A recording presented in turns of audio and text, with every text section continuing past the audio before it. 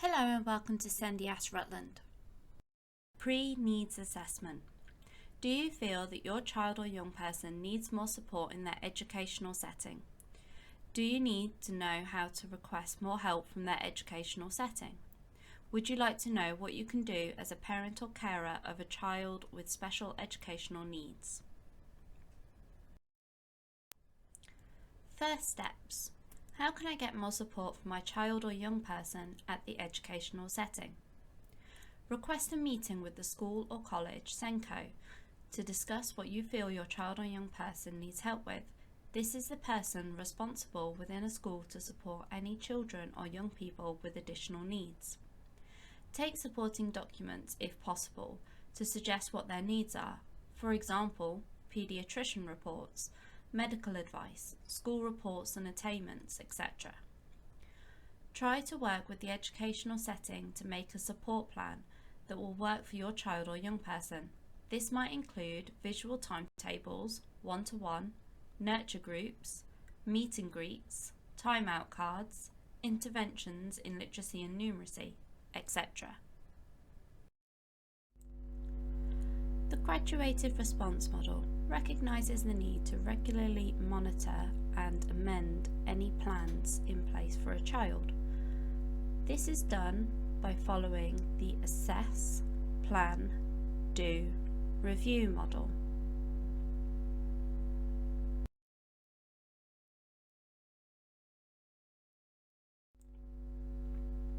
If the setting has limited support available due to budget or capacity, every educational setting has a budget to support all students with special educational needs. If the student needs more support, the school are able to apply for Element 3 funding from the local authority to offer more special educational needs support to children or young people if they need it. If they have already applied for Element 3 funding, but it is still not enough support, you may then want to consider requesting a statutory assessment for special educational needs from the local authority. You can do this as a parent or carer, or the school can apply for you.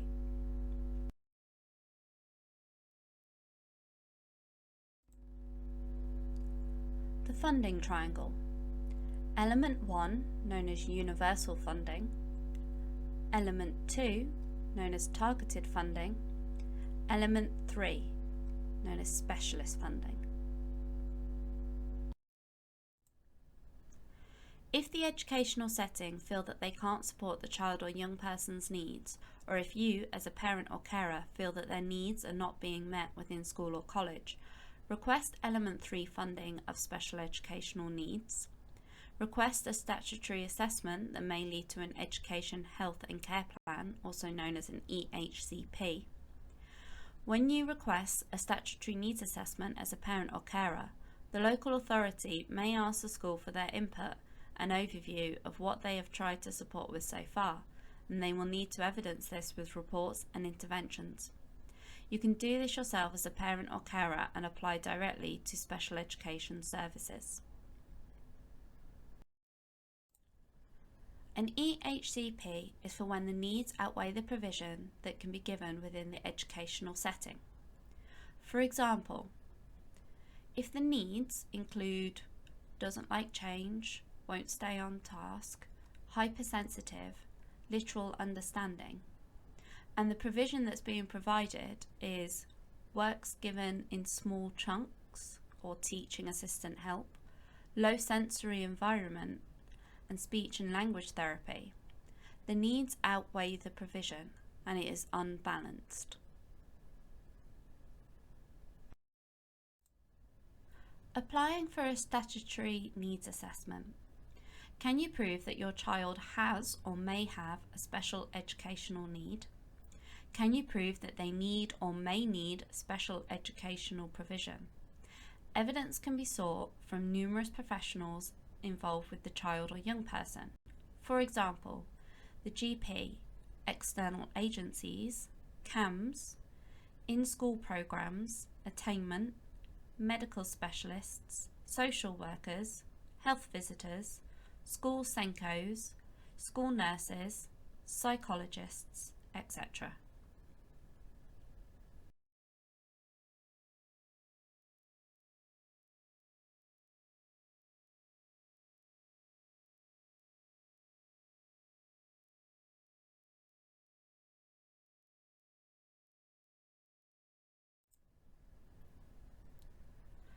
The SEND Code of Practice says, in considering whether an EHC needs assessment is necessary, the local authority should consider whether there is evidence that despite the early years provider, school or post-16 institution having taken relevant and purposeful action to identify, assess and meet the special educational needs of the child or young person, the child or young person has not made expected progress.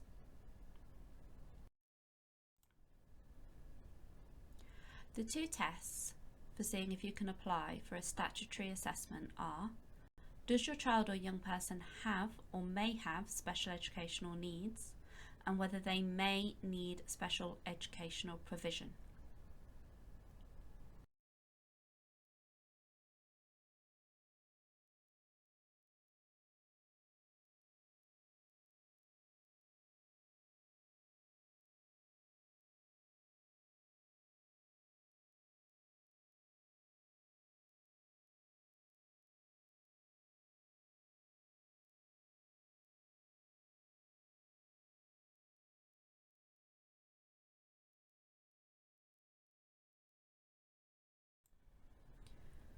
Things to include on a request for statutory assessment letter. Extensive description of the child or young person's needs. This can be anything from a diagnosis, although not essential, to things they struggle with at home and at school or college. For example, sleep disorders, eating habits, behaviours, attainment levels, or age-related expectations, speech and language, phobias, etc.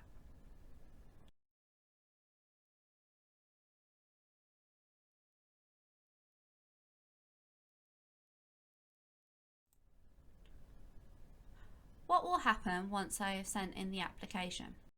From the date your application is received, the local authority will give you a response with the decision within 6 weeks. You will receive either an acceptance of assessment letter or a refusal to assess letter. Don't be disheartened if you receive a refusal letter. You can appeal this decision. SENDIASS can support you to appeal this decision if you wish to ask them to reconsider their refusal.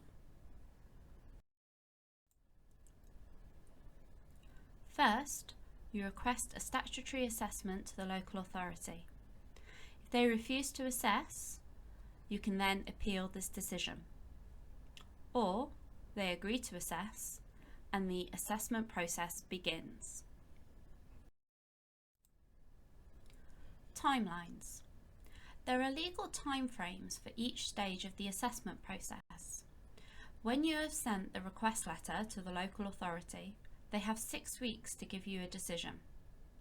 If it is agreed, the whole process should be completed within 20 weeks.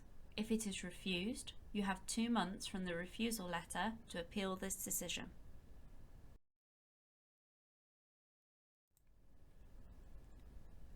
What will happen if it is agreed by the local authority?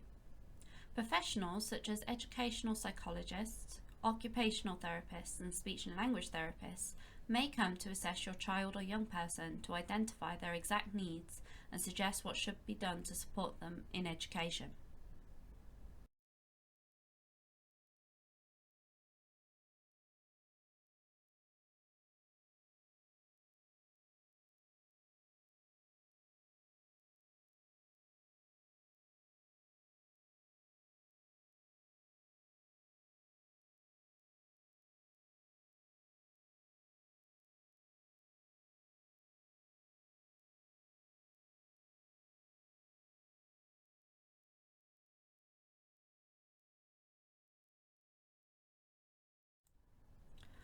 What will happen if it is refused by the local authority? You can appeal this decision to the first tier tribunal within 2 months. SENDIASS can support you with the appeal if you wish. We also have an appeal information pack to give you more information.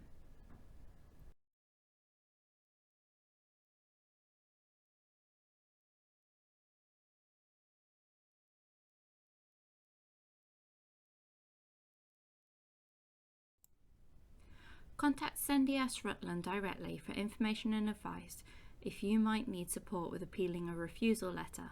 understanding any documents, or support to apply for a statutory assessment. SENDIASS can also help get your views across to the local authority. What happens next? If you've requested more support through the educational setting, make sure you book in a date for review to see if this is working effectively. Usually, as a guideline, 1 term would be sufficient. If you or the setting have applied for a statutory assessment, wait for the response letter within 6 weeks to see what decision has been made.